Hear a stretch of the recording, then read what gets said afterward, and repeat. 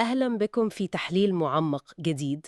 النهاردة بنبص على تحليل مفصل لماتش الأهلي والمصري الأخير. الماتش اللي خلص 4-2 للأهلي. بالظبط، نتيجة طبعا ضمنت للأهلي الصدارة ولو مؤقتا، وشفنا كمان إمام عاشور وصل ل 11 هدف. بقى هو هداف الدوري حاليا.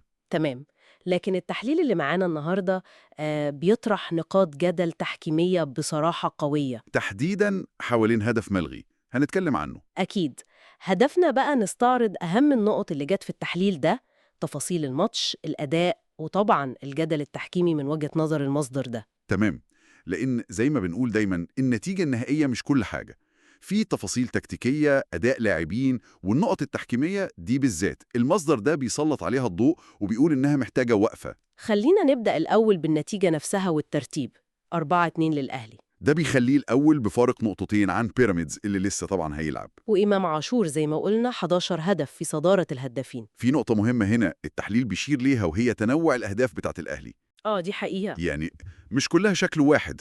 شفنا جون من جملة منظمة، وجون من غلطة حارس مرمى، وضربة حرة، وضربة جزاء. ده صحيح. والأهم كمان اللي التقرير بيعتبره لافت جدا الكفاءة الهجومية. تقصد إيه بالكفاءة هنا؟ يعني الأهلي جاب الأربع تجوان دول من 7 فرص بس على الجون. 7 فرص بس؟ دي نسبة عالية جدا. بالظبط.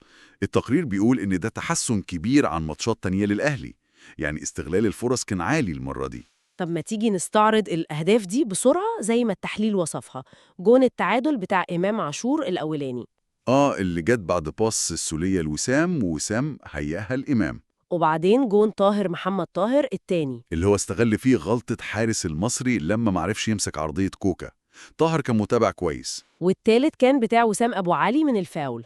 الضربة الحرة المباشرة التقرير بيقول كان فيه كلام بسيط كده بين اللعيبة، بس وسام صمم يشوطها وجابها حلو، والمصدر بيقول إن الحكم كان قريب وشاف العرقلة واضحة يعني، عشان كده حسبها. طيب نيجي بقى للنقطة اللي واخدة حيز كبير قوي في التحليل ده. الهدف الملغي بتاع وسام. بالظبط، الهدف اللي بالراس. وجهة النظر هنا في التحليل ده قاطعة جدا.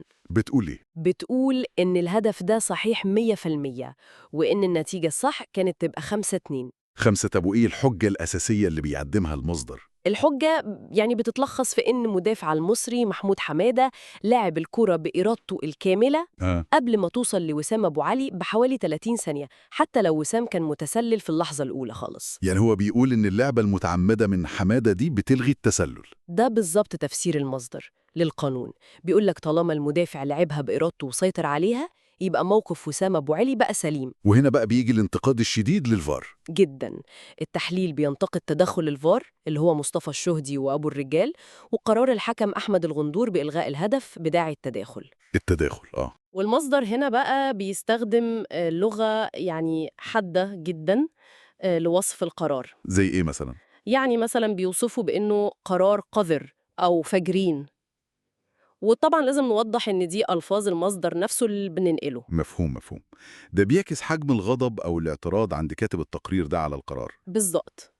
طيب إيه تبعات الموضوع ده من وجهة نظر التحليل؟ بص، هو بيربط الواقعة دي بحاجات تانية حصلت قبل كده، وبيشوف إن في زي نمط أو شبه نمط من القرارات ضد الأهلي. يعني مش مجرد حالة فردية؟ لا، هو بيلمح لكده. وده بيخليه يتساءل بقى عن ثبات تطبيق معايير الفار وتفسير الحالات اللي زي دي. وبيوصل لإيه في الآخر؟ بيوصل لدرجة إنه بيتوقع إن الأهلي ممكن يلاقي صعوبات تحكيمية في الماتشات اللي جاية. وبيقول إيه للفريق؟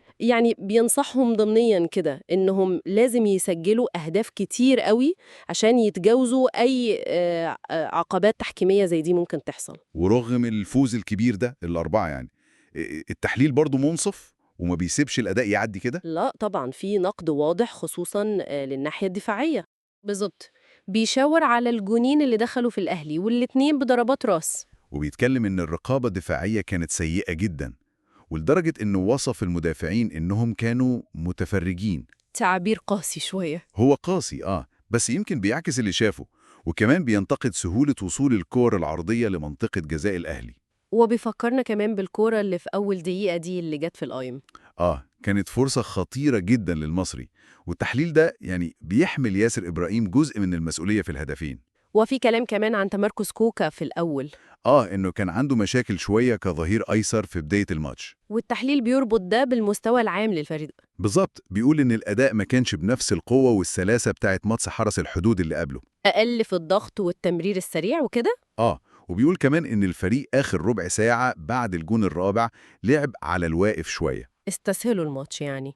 يمكن، بس في نفس الوقت برضو عشان نكون منصفين، التحليل ذكر إن الشناوي كان له تصديات مهمة في آخر الماتش. ده حقيقي، رغم إنه انتقدوا في الهدف التاني اللي دخل. ما هو ده اللي بيبين إن التقييم متوازن، يعني بيقول اللي له واللي عليه. طيب هل في نقط تحكيمية تانية المصدر اتكلم عنها غير الهدف الملغي؟ ذكر كذا حاجة بسرعة كده.